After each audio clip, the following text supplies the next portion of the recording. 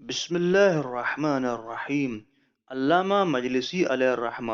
اپنی کتاب بہار الانوار میں لکھتے ہیں کہ امام محمد باقر علیہ السلام نے فرمایا، جب حضرت مہدی علیہ السلام ظہور فرمائیں گے تو آپ رسول اللہ صلی اللہ علیہ وآلہ وسلم کا علم مبارک حضرت سلیمان علیہ السلام کی انگوٹھی،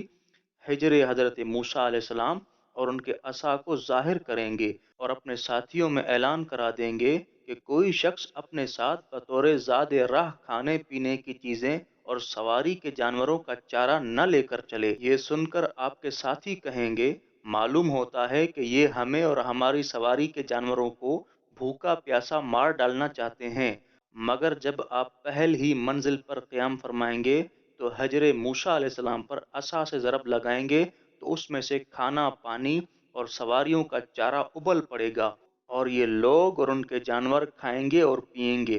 اسی طرح منزل بہ منزل چلتے ہوئے پشت کوفہ یعنی نجف اشرف میں پہنچ جائیں گے۔ اور اسی طرح امام محمد باقر علیہ السلام نے فرمایا، گویا میں دیکھ رہا ہوں کہ ہم اہل بیت میں سے ایک شخص یعنی مہدی علیہ السلام آئے گا جو سال بھر میں 2 مرتبہ لوگوں کو بونس عطا کرے گا اور مہینے میں 2 مرتبہ روزی یعنی تنخواہ دے گا، اور اس کے زمانے میں علم و حکمت تم لوگوں کو اس قدر ملے گی کہ ایک عورت اپنے گھر میں بیٹھی ہوئی کتاب خدا اور سنت رسول صلی اللہ علیہ وآلہ وسلم کے مطابق فیصلہ خود ہی کرے گی۔